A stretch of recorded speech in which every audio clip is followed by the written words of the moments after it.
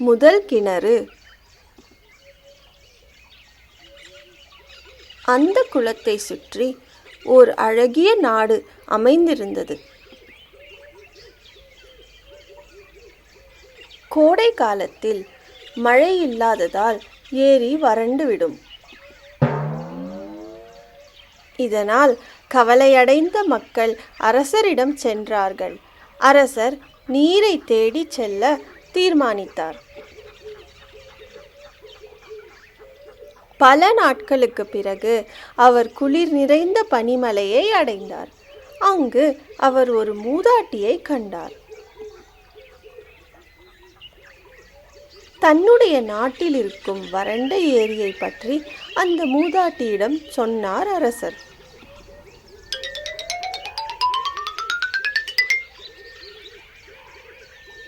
மூதாட்டி அரசரிடம் ஒரு பெரிய பனிப்பாறையை தந்தார். இதை கொண்டு செல்லுங்கள், உங்கள் நாட்டில் எப்போதும் நீர்வளம் நிறைந்திருக்கும் என்றார்.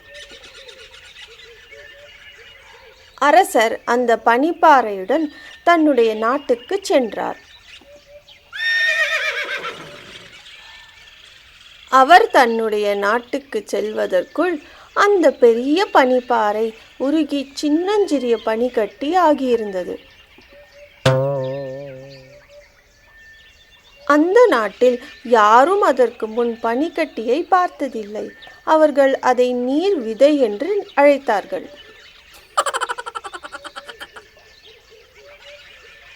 மண்ணில் குழி தோண்டி விதையை புதைக்குமாறு விவசாயிகளுக்கு ஆணையிட்டார் அரசர். விதை குழியில் இடப்பட்ட போது அது உருகி காணாமல் போய்விட்டது.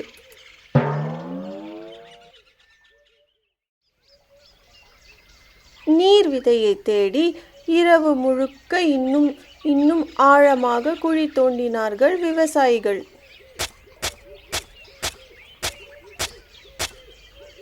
ஆனால் நீர் விதை கிடைக்கவே இல்லை.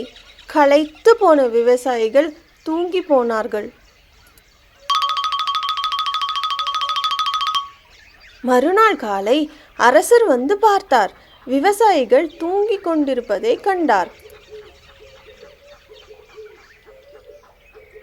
அவர் குழிக்குள் எட்டி பார்த்துவிட்டு மகிழ்ச்சியாக கத்தினார். விதை முளைத்து விட்டது.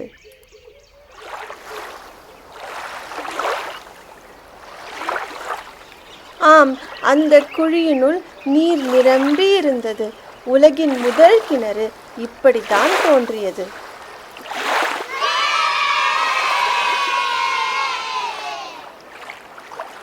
நீதி, கடின உழைப்பு பலனை தரும்.